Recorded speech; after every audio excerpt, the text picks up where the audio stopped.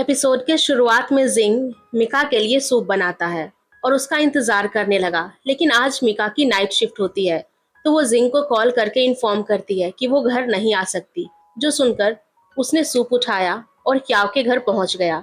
जब वो अचानक वहां पहुंचा तो क्याव ने तुरंत गेस कर लिया, या तो मिका की नाइट शिफ्ट है या दोनों के बीच झगड़ा हुआ है। जिंग ने इशारे में कहा कि उसे तो झगड़े का टाइम ही नहीं मिलता है। क्याव ने कहा कि अच्छा ही हुआ कि मिका चाइना के हॉस्पिटल में है, अगर एलन मेडिकल सेंटर जाती तो और भी बिजी हो जाती। उसने बताया कि एलन के डॉक्टर्स सिर्फ एक दिन की छुट्टी ले सकते हैं, लेकिन उनकी डिमांड चाइना के हॉस्पिटल्स में बहुत ज्यादा होती है। ये सब सुन के जिंग थोड़ा सोच में पड़ा। फिर क्याव ने उसे कहा कि वो मिका को प्रपोज करे और जल्दी से शादी कर ले, क्योंकि उसके पेरेंट्स चाहते हैं कि उन दोनों में से किसी की तो शादी हो जाए, चाहे वो किसी से भी करे, उन्हें कोई ऑब्जेक्शन नहीं है। वो कुछ ही दिन में हांगकांग जा रही थी और उसे मिका का रिंग साइज भी पता था, तो उसने ऑफर किया कि वो मिका के लिए रिंग ले आएगी। जिंग ने पूछा कि वो क्यों चाहती है कि उसकी शादी जल्दी हो जाए। उसने कहा कि अगर वो शादी कर लेता है तो उसके पेरेंट्स उसे शादी के लिए भी नहीं कहेंगे।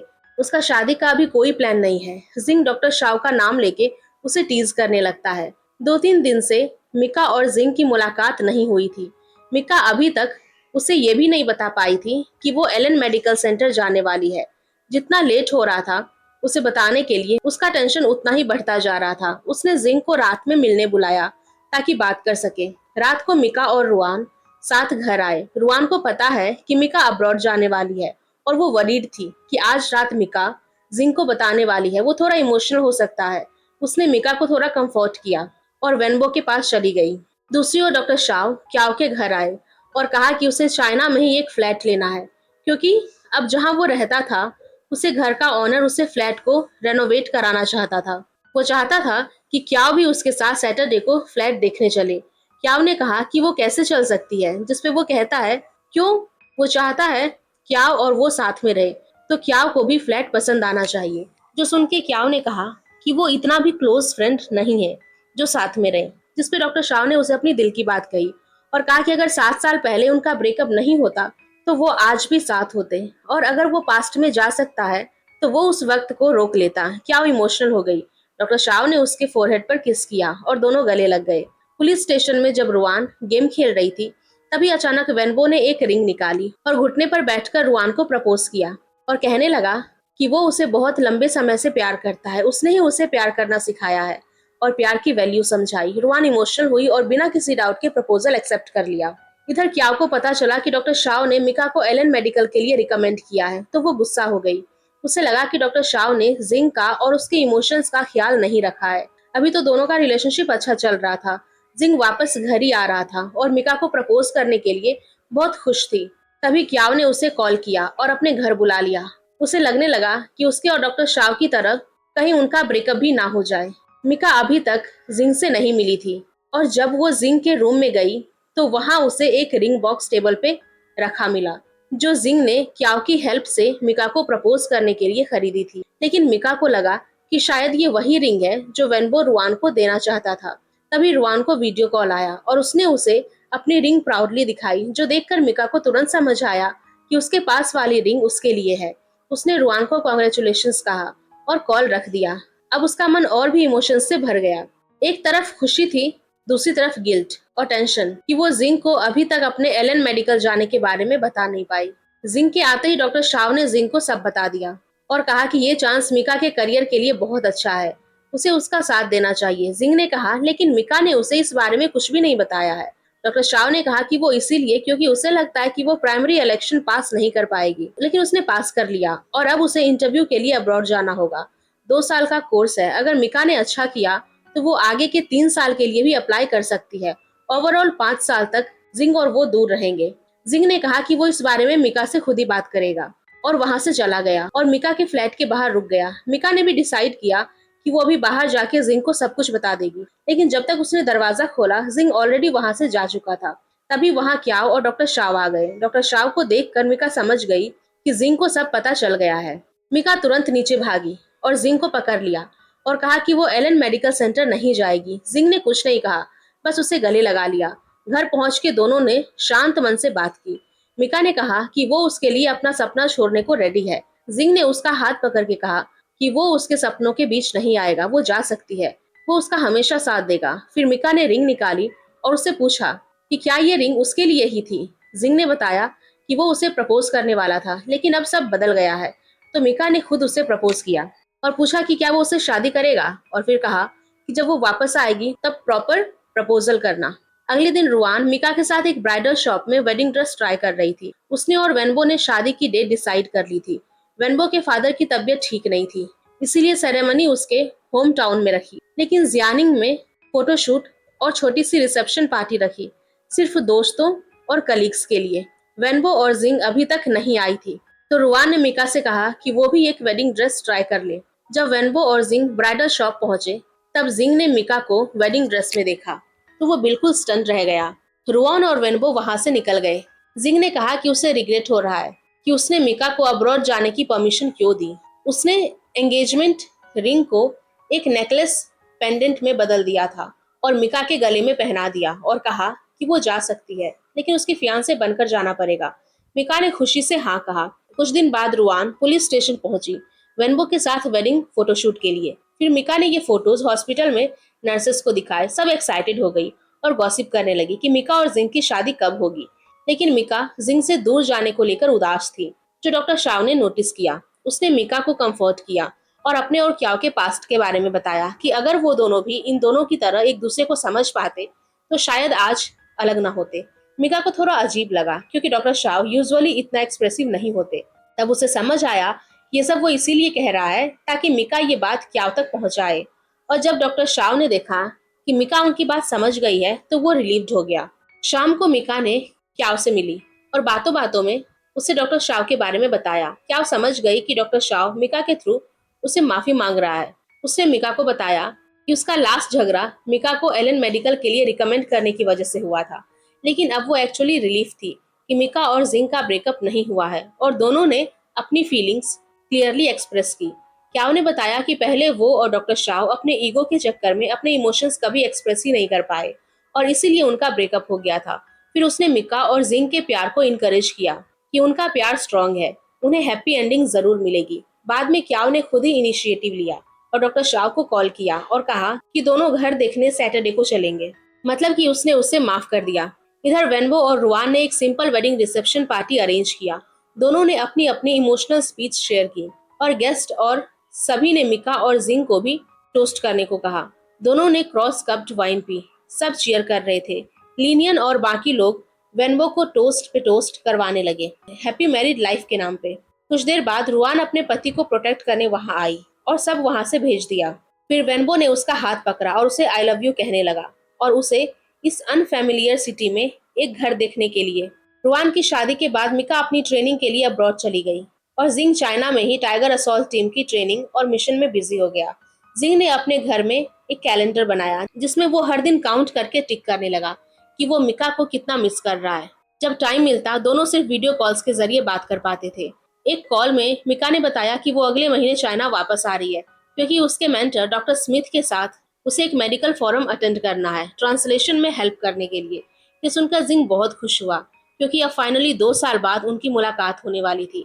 जब मिका फोरम के होटल में चेक इन करने गई तो लॉबी में उसकी मुलाकात यानशन से हो गई और उसके लिए एक प्रेजेंट सरप्राइज था। यानशन भी अपने मेंटर के साथ फोरम अटेंड करने ही आई थी। उसने अटेंडी लिस्ट में मिका का नाम देखा था, इसलिए उसे ढूंढने आई। दोनों थोड़ी देर बात कर रहे थे, तभी मिका को जिंग का कॉल आया। उसने गेस कर लिया कि मिका तकरीबन पहुंच चुकी होगी। जिंग अभी चैंगैंग में दूसरे टीम को ट्रेन कर रहा था। मिका ने उसका लोकेशन पूछा और कहा कि वो फोरम के बाद उससे मिलने आएगी। अपने काम के बाद मिका ने सोचा कि वो एक दिन पहले ही चली जाएगी और जिंग को सरप्राइज देगी। मिका ने 1:40 PM की बस टिकट ली थी चैंगैंग के लिए। उसे बिल्कुल आइडिया नहीं होता है कि उसी बस में लोकल पुलिस एक क्रिमिनल सस्पेक्ट का पीछा कर रही थी। एक बहुत बड़ी क्राइसिस होने वाली थी, लेकिन मिका तो खुशी से उस बस में चढ़ गई क्योंकि उसे जिंग से मिलना था। एक पैसेंजर ने उसे थोड़ी देर बात की और जाना कि मिका एक डॉक्टर है। दोनों की हल्की फुल्की बातें हुई और कुछ ही देर में बस जियांगशुई टाउन पहुंच गई। एक ग्रीन शर्ट वाले आदमी ने एक बैग उठा लिया जो सस्पेक्ट के पास रखा था। अंडरकवर पुलिस ने तुरंत पहचान लिया कि ये आदमी उस सस्पेक्ट से डील करने आया है, लेकिन मिका ने भी ये सब देखा और उसे लगा कि ग्रीन शर्ट वाला आदमी चोरी कर रहा है। उसने पास वाले पैसेंजर को बताया, लेकिन उसने कहा कि इसमें ना पड़े और चुपचाप बैठे। पर मिका नहीं सुनी और ग्रीन शर्ट वाले को रोकने चली गई। अंडरकवर ऑफिसर ने उसे समझाया कि वो इंटरफियर ना करे, लेकिन झगड़े के दौरान एक बच्चे ने ग्रीन शर्ट वाले के वेस्ट पे गन देख ली। जैसे ही ट्रैफिकर्स को लगा उनका राज खुल गया है, उन्होंने फायरिंग शुरू कर दी। ड्राइवर ने पैनिक में ब्रेक लगाई और भाग गया। अंडरकवर ऑफिसर जब तक ग्रीन शर्ट वाले को पकड़ता, एक गोली चली और वो गिर गया। उसे गोली लग गई थी। मिका के बगल वाला पैसेंजर असली ड्रग ट्रैफिकर का बॉस निकला। उसने गोली चलाई ही थी और तुरंत कंट्रोल ले लिया। उसने अपने आदमियों को कहा कि वो सारे कर्टेन्स खींचे और सबका फोन ले ले। कमांड टीम जो बस का पीछा कर रही थी, उन्होंने तुरंत स्वेट बैकअप मंगवाया। उस ड्रग बॉस का छोटा भाई जियाओजुन पहले फायरिंग में गोली से घायल हो गया था, तो अब वो मिका को बुलाकर कहने लगा वो उसका इलाज करे। मिका ने चेक किया और कहा कि उसकी बॉडी से बुलेट निकालनी पड़ेगी, हॉस्पिटल ले जाना होगा, वरना 20 मिनट्स में ही उसकी जान जा सकती है। लेकिन ड्रग बॉस ने मना कर दिया, क्योंकि हॉस्पिटल जाते तो पुलिस पकड़ लेती, और मिका से कहा कि वो यहीं पर ऑपरेशन करे। मिका को सर्जरी टूल्स चाहिए थे, तो उसने अंडरकवर ऑफिसर जियावली के फोन से कैप्टन शेन को कॉल किया और कहा कि मिका खुद उससे बात करके मेडिकल हेल्प मांगे। तभी कैप्टन शेन जिंग को सारी सिचुएशन बताई। जब जिंग ने सुना कि बस में डॉक्टर और कोई नहीं बल्कि मिका है, तो वो तुरंत मदद के लिए खुद निकल गया। उसने कैप्टन साव से परमिशन मांगी और वो खुद फेक डॉक्टर बन के बस में जाएगा, ताकि रात तक ऑपरेशन डिले किया जा सके और क्लोज रेंज में स्वेट अटैक कर सके। जब कैप्टन शेन और ड्रग ट्रैफिकर का कॉल चल रहा था, तो शेन ने डिमांड की कुछ हॉस्टेजेस छोड़े। फिर मिका ने भी रिक्वेस्ट किया कि इतने सारे लोग बस में हैं, तो सर्जरी करना पॉसिबल नहीं है। बॉस ने थोड़ा सोचा, फिर कहा कि जब डॉक्टर आएगा तो वो कुछ लोगों को छोड़ेगा। जिंग ने व्हाइट कोट पहना, मेडिकल बॉक्स लिया और बस के पास चला गया। ट्रैफिकर ने उसकी तलाशी ली, फिर अंदर आने दिया। उसे देखते ही मिका शॉक हो गई, पर उसने खुद को शांत किया। बॉस को उस पर शक हुआ और उसे कहा कि वो मेडिकल बॉक्स खोले और उसे सब टूल्स के नाम बताए। जिंग ने पहले से प्रैक्टिस कर रखी थी, तो सब ठीक से बता दिया। मिका ने बीच में आके सिचुएशन संभाली और कहा कि जब ऑपरेशन शुरू करते हैं तो अब कुछ हॉस्टेजेस को छोड़िए। मिका ने कहा कि वो सभी वुमेन और चिल्ड्रन को पहले छोड़े, लेकिन चालाक बॉस ने कहा कि वो सिर्फ आदमियों को छोड़ेगा। बस में एक बच्चा हाई फीवर में था। मिका ने जिद की, बच्चे को नहीं छोड़ा तो वो सर्जरी की जिम्मेदारी नहीं ले सकती। उसने मजबूरी में बच्चे को छोड़ दिया। ऑपरेशन स्टार्ट होने वाला था, लेकिन बस के अंदर काफी अंधेरा था, तो ट्रैफिकर ने कैप्टन शेन से जनरेटर और लाइट्स मांगे। कुछ ट्रैफिकर और बॉस ऑपरेशन के दौरान मिका और जिंग पे नजर रखा था। ऑपरेशन के बीच में जिंग ने एक गलत इंस्ट्रूमेंट गलती से उठा लेता है, तो बॉस को शक होने लगता है। उसने तुरंत मिका का फोन मंगवाया और फोटोज चेक किया और मिका और जिंग की तस्वीरें देखी, तो उसे पता चला कि मिका और जिंग लवर्स हैं। और जिंग को पुलिस यूनिफॉर्म में देख समझ गया कि वो एक पुलिस ऑफिसर है, तो तुरंत उसने जिंग को बंधवा दिया और कैप्टन शेन ने एसयूवी मांगी वहां से सेफली निकलने के लिए। ऑपरेशन खत्म होने तक रात हो चुकी थी। कैप्टन शेन ने एसयूवी बस के पास भेज दी। उसके साथ कुछ स्वेट मेंबर्स बस के नीचे छुप गए। हॉस्टेजेस की आड़ में ड्रग डीलर बस से नीचे उतरने लगे। जब जिंग उतर रहा था, उसने चुपके से एक स्कैल्पेल ले लिया। जब ट्रैफिकर एक और हॉस्टेजेस को फोर्स कर रहे थे कार में बैठने के लिए, तब जिंग ने मौका पाकर रस्सी काट दी और लड़ने लगा। कुछ ही देर में पूरा सीन फायरिंग में बदल गया और चारों तरफ छुपे हुए ऑफिसर्स ने भी फायरिंग शुरू कर दी। एक एक करके सारे ड्रग डीलर्स गिरने लगे। जब बॉस ने देखा कि गेम उसके हाथ से निकल रहा है, तो उसने तुरंत मिका को पकड़ लिया और वापस से बस में घुस गया। जिंग भी उसके पीछे बस में चढ़ा। मिका रेसिस्ट करने लगी, तो बॉस के हाथ से गन गिर गई। जिंग ने मौका देखते ही जोर से एक किक मारा और मिका का हाथ पकड़ के उसे बाहर ले जाने लगा। लेकिन तभी बॉस ने छुरी निकाली और मिका पे हमला किया, लेकिन जिंग ने तुरंत मिका को साइड किया और छुरी खुद पे ले ली। दोनों अभी भी लड़ने की कोशिश कर रहे थे, लेकिन चोट लगने की वजह से जिंग काफी थक चुका था। जब मिका को लगा कि बॉस उस पर दोबारा छुरी चलाएगा, तो उसने जमीन से गन उठाई और उसे गोली मार दी। बॉस नीचे गिर गया, लेकिन जिंग की कंडीशन बहुत खराब हो चुकी थी। उसका सांस लेना मुश्किल हो रहा था। मिका ने तुरंत पहचाना कि उसके लेफ्ट लंग को चोट लगी है, तो उसने तुरंत शांत दिमाग से इमरजेंसी ट्रीटमेंट किया। लकीली तब तक एम्बुलेंस पहुंच चुकी थी। मेडिकल स्टाफ तुरंत जिंग को हॉस्पिटल ले गए। वो पूरा एक दिन और एक रात कोमा में रहा। पूरे समय मिका उसके पास से हिली नहीं। जब मिका ने जिंग को होश में देखा, तो उसे काफी सुकून मिला, लेकिन जिंग ने कहा कि वो उसे नहीं पहचानता है और ऐसे एक्ट करने लगा कि उसकी याददाश्त जा चुकी है। मिका डर गई, लेकिन फिर उसने उसे पकड़ लिया कि जिंग नाटक कर रहा है। जिंग ने देखा कि मिका काफी थक चुकी है, तो उसने उसे अपने साथ बेड पे ही रेस्ट करने को कहा। मिका बहुत इमोशनल हो चुकी थी, उसकी आंखों में आंसू आ गए थे। जिंग ने उसे कंफर्ट किया और आराम से सो जाने को कहा। मिका ने 1 महीने की छुट्टी ली, सिर्फ जिंग की देखभाल करने के लिए। तभी जिंग ने मिका के हाथ में रिंग नोटिस की, जो उसने गले से निकाल के पहन चुकी थी।